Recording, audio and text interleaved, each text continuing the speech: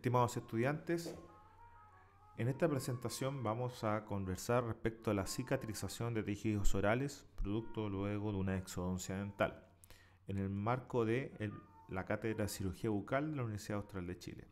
Mi nombre es Pedro Aravena, profesor auxiliar de la Facultad de Medicina y doctor en Ciencias Médicas.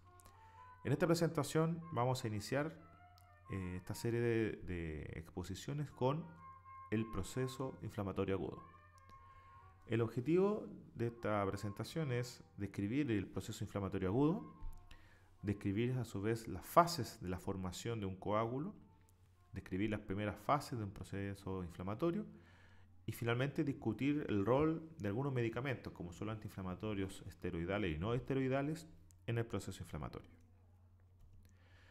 Bien, cuando los dentistas realizan una exodoncia, es la abulsión del diente de su alveolo, inherentemente hacen un daño tisular, una ruptura de ligamentos, una ruptura de encía, ruptura de hueso, de fractura de tablas óseas, y todo eso conlleva en un proceso fisiológico la inflamación propiamente tal.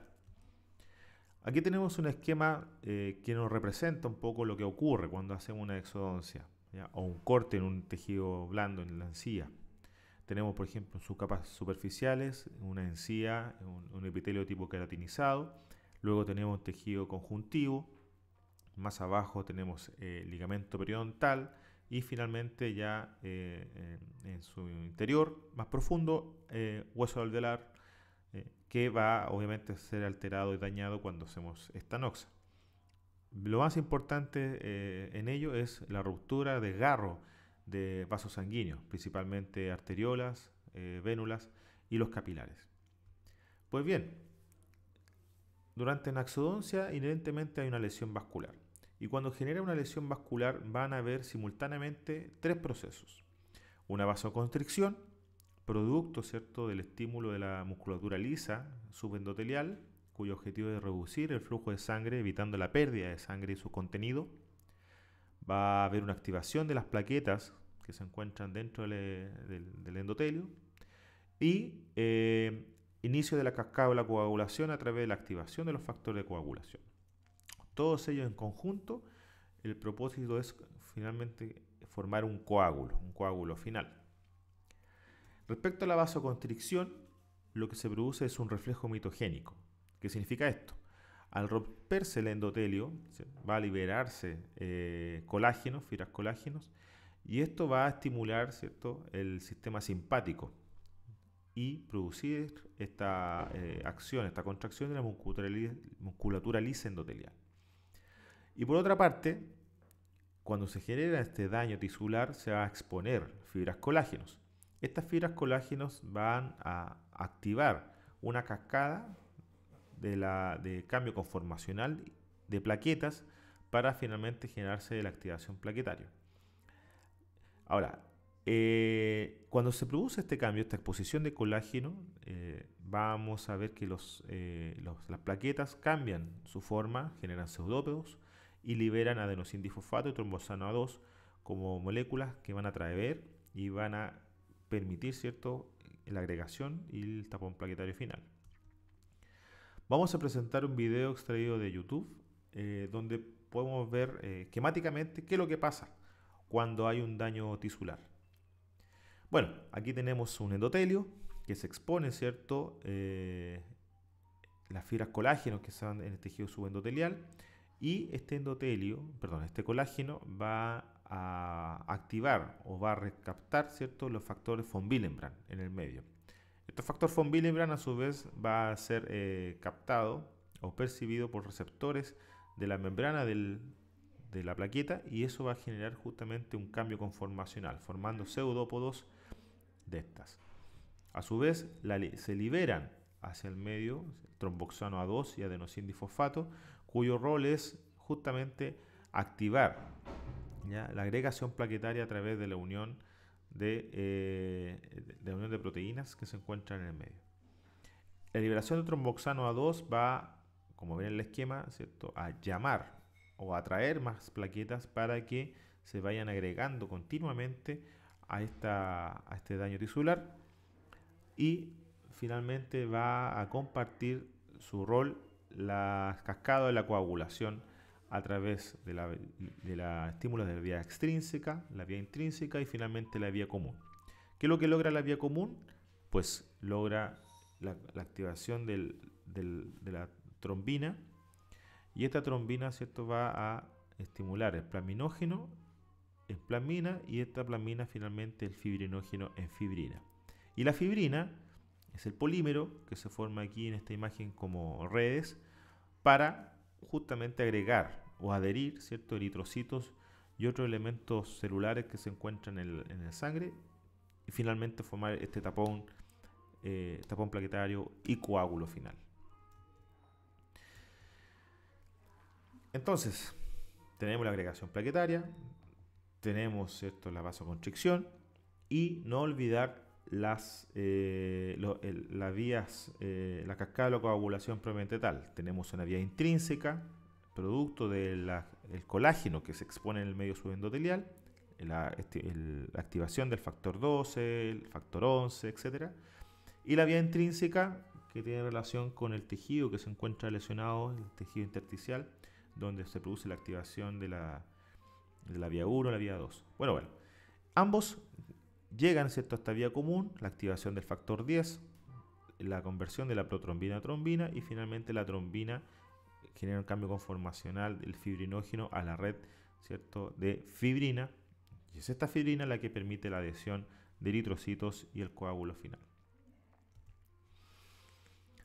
Por lo tanto, la inflamación en sí, ya hemos hablado de la vasoconstricción, ¿cierto?, la activación plaquetaria, la formación del coágulo, tiene fases, ¿cierto? Una fase vascular, que es la que conversamos, ¿ya? Produce liberación de citoquinas a nivel del tejido intersticial por la activación de macrófagos que van a fagocitar bacterias que se encuentran en el medio.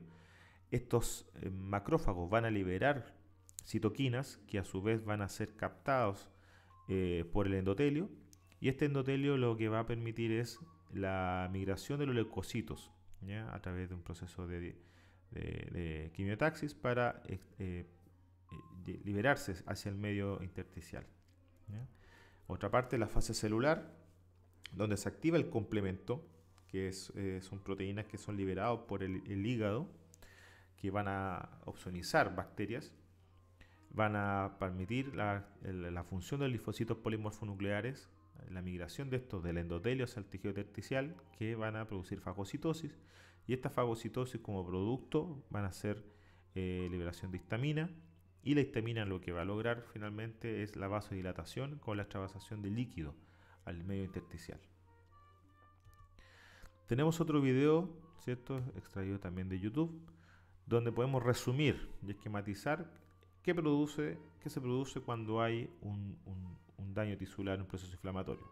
Bueno, aquí tenemos un esquema dado por piel que podría ser encía queratinizada de la boca. Vamos a ver esta noxa. Recordar que en la boca existen múltiples cantidades de bacterias, por lo tanto, inherentemente, cuando uno hace una exodoncia, ingresan bacterias al alvéolo, ¿cierto?, y al tejido conjuntivo, y estos van a ser captados y fagocitados por estos macrófagos. Los macrófagos van a liberar a su vez citoquinas, y estas citoquinas van a ser captados por el endotelio vascular, generando, ¿cierto?, varios procesos bioquímicos, como son, ¿cierto?, la expresión de selectinas, que van a permitir la adhesión de neutrófilos en la pared endotelial a través de las integrinas y un mediador o una proteína entre ellas, que es la ICAM. A su vez, en el medio también no olvidar que se le va a liberar bradiquinina, y esta bradiquinina va a permitir que la unión intercelular, ¿cierto?, se rompa, o mejor dicho, se libere, permitiendo, ¿cierto?, a través de la quimiotaxis el paso del leucocito hacia el tejido conjuntivo. El leucocito va a fagocitar nuevamente estas bacterias que se encuentran en el medio intersticial junto con los mastocitos, y estos mastocitos van a liberar histamina. ¿Cuál es el rol de la histamina y la bradiquinina? justamente liberación de líquido al medio intersticial produciendo edema y por ende un aumento de tamaño del tejido. No olvidar también que el daño tisular va a liberar a nivel de endotelio y otras células, ¿cierto?, los glandinas que van a ser captados, van a hacer cambio potencial de acción en las terminaciones nerviosas libres, ¿ya? Nervios A alfa, tipo a delta tipo C, para producir dolor a nivel central. Recordar que dentro de los mediadores inflamatorios se encuentran aquellos que son propios de la célula y que se liberan producto de o ruptura celular o estímulos a través de citoquinas, o otros que son del complemento que se ubican en el plasma sanguíneo producidos en el hígado. En general, aquí está el listado, pero en general su rol es íntegramente, ¿ya? Por una parte, la primera barrera de defensa, fagocitar macrófagos, liberar leucocitos, ¿ya? Liberar mediadores inflamatorios para activar, opsonizar, ¿cierto?, y digerir bacterias que se encuentran en el medio. Finalmente, ¿qué importancia tiene conocer la fisiología, ¿ya?, de un proceso inflamatorio a nivel clínico? Bueno, tiene relación a cómo nosotros podemos inhibir o disminuir, ¿ya?, las complicaciones postquirúrgicas de una exodoncia dental usando medicamentos. Este esquema, este algoritmo, podemos observar algo bien sencillo. Primero, cuando nosotros hacemos una exodoncia, inherentemente vamos a estar rompiendo tejidos. Al romper tejidos, rompemos células. ¿Qué se produce eso? Liberación de fosfolípidos de la membrana, que a su vez son captados por una enzima que es la fosfolipasa. Esta fosfolipasa va a producir ácido araquidónico, que va a ser, ¿cierto?, a su vez captado por dos enzimas, una lipoxigenasa y una ciclooxigenasa. La ciclooxigenasa, la COX-1, COX-2, va a producir prostaglandinas y estas prostaglandinas son las responsables de generar mayor proceso inflamatorio. Va a producir vasodilatación, inhibir la agregación plaquetaria, etc.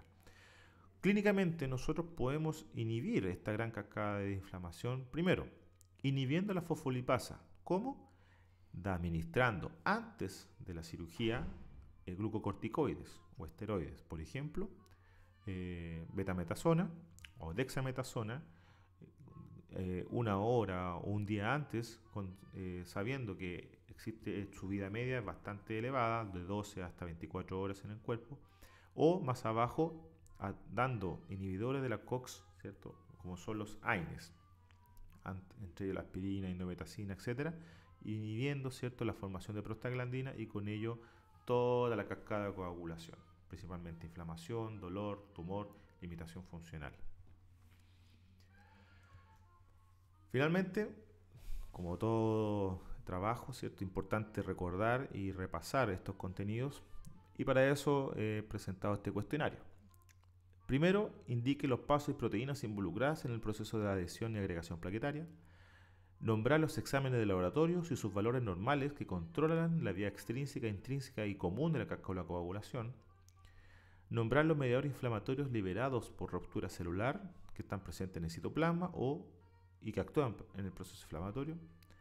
Y finalmente, explicar detalladamente el rol y mecanismo farmacológico de los glucocorticoides y los antiinflamatorios no esteroidales sobre la inflamación.